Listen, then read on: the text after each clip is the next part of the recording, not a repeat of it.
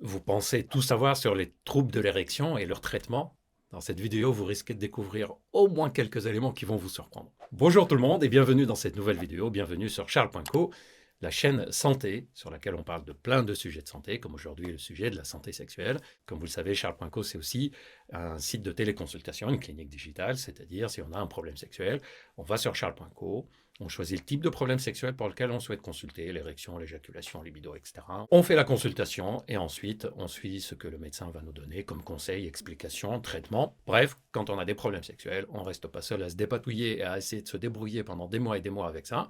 Si ça s'installe dans le temps, on consulte ou on téléconsulte si c'est plus facile pour vous. Aujourd'hui, je vais vous parler de 7 choses pratiques utiles à connaître et qui sont parfois surprenantes quand on parle de la dysfonction érectile ou des troubles de l'érection. D'ailleurs, je vous ai déjà fait une vidéo dans laquelle je vous rappelle les symptômes des troubles de l'érection et dans laquelle je vous expliquais que ce n'est pas simplement une question d'érection, qu'il y a d'autres symptômes qui peuvent révéler un trouble érectile. Aujourd'hui, je vais vous donner des éléments qui sont moins connus et qui peuvent parfois surprendre. Premier élément, il n'y a pas de délai de trouble de l'érection à partir duquel on ne soigne plus. C'est-à-dire le fait que vous ayez un trouble de l'érection, par exemple, ou une personne a un trouble de l'érection depuis 6 mois, depuis 1 an, depuis 3 ans, 6 ans, 10 ans, 15 ans, 20 ans, ce n'est pas un délai qui va nous dire non, c'est trop tard, maintenant on ne soigne plus.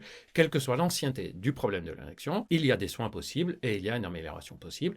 Évidemment, on va adapter le traitement et les conseils donnés à l'ancienneté, mais l'ancienneté du problème ne veut pas dire qu'on ne peut plus soigner. Et d'ailleurs, sur la plateforme Charles.co, il y a beaucoup de patients qui consultent en disant « Je n'ai jamais osé en parler, mais ça fait une dizaine d'années, parfois plus, que j'ai ces troubles érectiles. » Et ils sont surpris de voir que les médecins leur disent « Ok, pas de problème, on va tenir compte de l'ancienneté, mais voici le traitement qu'on va mettre en route. » Deuxième élément, un problème d'érection léger n'est pas à prendre à la légère. Alors, pourquoi je dis ça? Parce qu'il y a des personnes qui disent, même parfois des médecins qui ne sont pas spécialisés dans le domaine, qui disent aux patients, mais vous avez un problème d'érection, mais finalement, vous arrivez à avoir des relations de temps en temps ça ne fonctionne pas, bon ça va, c'est léger, vous inquiétez pas, ça arrive, c'est normal. Sauf que plus ça s'installe dans le temps, et même si ça reste léger, que c'est juste un manque de rigidité, mais léger, un défaut, un retard d'obtention de l'érection, mais léger, mais un vrai changement. Alors pourquoi le problème d'érection léger n'est pas à prendre à la légère? Il y a 2 raisons pour ça. La première, c'est qu'un trouble de l'érection léger peut révéler de la même façon un problème comme un trouble de l'érection sévère. Par exemple, un trouble de l'érection léger peut révéler un début de burn-out, un début de mal-être, un début de dépression, un début d'anxiété. Ça peut être le début d'un syndrome d'apnée de sommeil, etc. Donc c'est pas parce que c'est léger qu'on va prendre ça à la légère. Et la deuxième raison pour laquelle on ne prend pas à la légère, c'est parce que quand le trouble érectile est léger, on sait que le traitement qui sera proposé et les conseils qui seront appliqués permettront rapidement d'inverser la tendance plutôt que d'attendre que le trouble érectile soit installé de façon sévère. Donc, la dysfonction érectile, qu'elle soit légère, modérée ou sévère, est à prendre en charge de la même façon. Évidemment, on adapte le traitement et les conseils, mais la façon avec laquelle on va réfléchir est quasi identique. Troisième fait surprenant. L'existence ou l'absence d'érection nocturne et matinale ne signe pas le fait que le problème soit psychologique ou physique. C'est une erreur qui est souvent commise, c'est-à-dire j'entends souvent des personnes qui disent puisque la personne a des érections la nuit et le matin, mais pas d'érection lors des rapports sexuels, c'est que le problème est purement psychologique, sinon ça ne fonctionnerait pas la nuit. C'est pas aussi simple que ça. On peut très bien avoir un problème physique léger qui donne des troubles de l'érection. Sauf que comme on a peur de l'échec, on combine le problème physique au problème psychologique. La nuit et le matin, on dort, on est reposé, on est plus tranquille mentalement, et donc le corps peut fonctionner un peu mieux. C'est-à-dire la nuit et le matin, le corps peut compenser, et le mental peut compenser le problème physique. Donc, si les érections la nuit sont encore présentes, mais pas lors des rapports sexuels, ça veut dire que le problème est soit physiologique, mais léger, aggravé par les causes psychologiques, soit psychologique, mais ça ne veut pas dire forcément que le problème est purement psychologique. L'interprétation de l'existence ou absence des érections de la nuit et du matin n'est pas aussi simpliste que ça existe, donc il n'y a pas de problème physique, ça n'existe plus, donc c'est un problème physique. C'est quelque chose qui est beaucoup plus subtil à analyser. Quatrième élément, il n'y a pas forcément besoin de faire des examens médicaux quand on a un trouble de l'érection. La règle médicale laisse le choix au médecin de décider est-ce qu'il faut des examens ou pas. Quelqu'un qui a une cinquantaine d'années, qui a pris du poids, qui n'a pas vu le médecin depuis 2-3 ans, qui commence à avoir des problèmes d'érection, le médecin pourrait lui proposer une prise de sang, ne serait-ce que pour dépister est-ce qu'il y a un diabète qui commence, un problème de cholestérol, est-ce qu'on vérifie d'autres éléments biologiques, parfois les hormones, la thyroïde, la testostérone. À l'inverse, quelqu'un par exemple qui a moins de 40 ans, qui a des problèmes d'érection lorsque c'est les débuts des nouvelles relations, la prise de sang ou les examens ne sont pas nécessaires dans ces cas-là. et on peut réévaluer en fonction de l'évolution. Donc, faire des examens, faire une prise de sang, une échographie, etc., ce n'est pas quelque chose qui est systématiquement proposé lorsqu'on consulte pour un trouble de l'érection. C'est le médecin qui va estimer est-ce que ça a un intérêt dans ce cas-là ou ça n'a pas d'intérêt. Et il peut estimer aussi en disant on relance.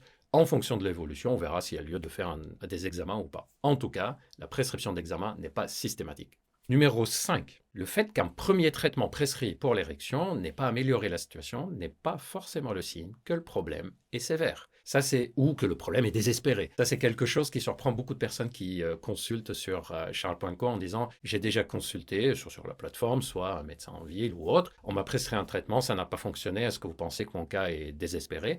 Et en fait, dans la majorité des cas, ce n'est pas forcément un échec du traitement, mais plutôt le traitement qui n'était pas adapté. Je vous ai déjà fait une vidéo sur les traitements de la dysfonction érectile, comment on les utilise, leurs différences, qu'est-ce qui est mieux que l'autre, etc. Et dans cette vidéo, je vous ai expliqué que quand on choisit un traitement, on ne choisit pas seulement en fonction de l'efficacité, on le choisit en fonction de est-ce que c'est adapté. Par exemple, vous avez des personnes qui disent j'ai pris le sildenafil, ça marche super bien pour moi, et d'autres qui disent non, moi le sildenafil, ça donne pas très bons effets, c'est plutôt le tadalafil qui va fonctionner pour moi. Ce n'est pas parce que le premier traitement n'a pas donné un bon résultat que c'est forcément le signe que le problème est grave et qu'il faut passer à des traitements très intensifs.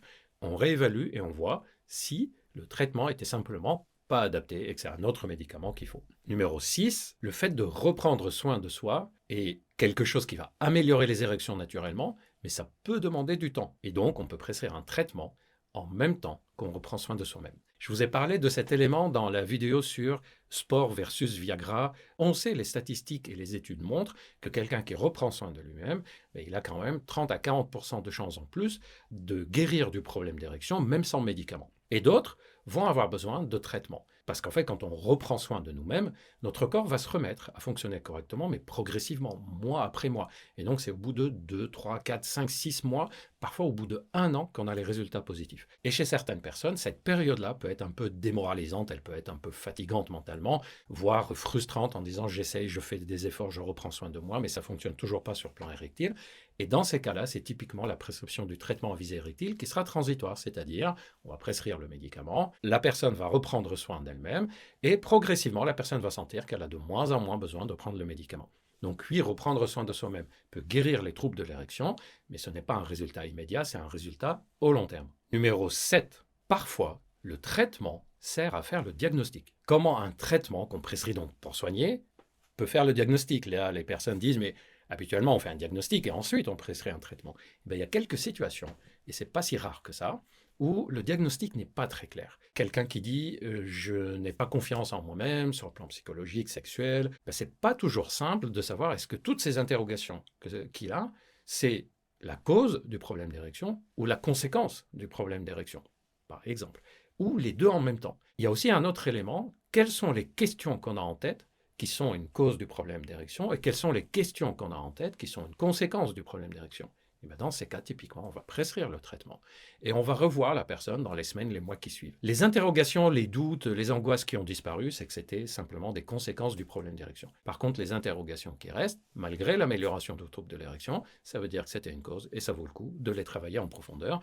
C'est typiquement dans ces cas-là que des personnes vont soit consulter aussi psychologue en parallèle, soit faire le programme master pour apprendre à, par exemple, mieux gérer les émotions, être plus spontané, être plus réactif lors des rapports sexuels, moins se poser de questions, être plus dans l'excitation sexuelle. On peut très bien commencer le traitement à visée érectile tout en se disant on a des pistes d'hypothèses de diagnostic, mais ce diagnostic sera affiné au fur et à mesure.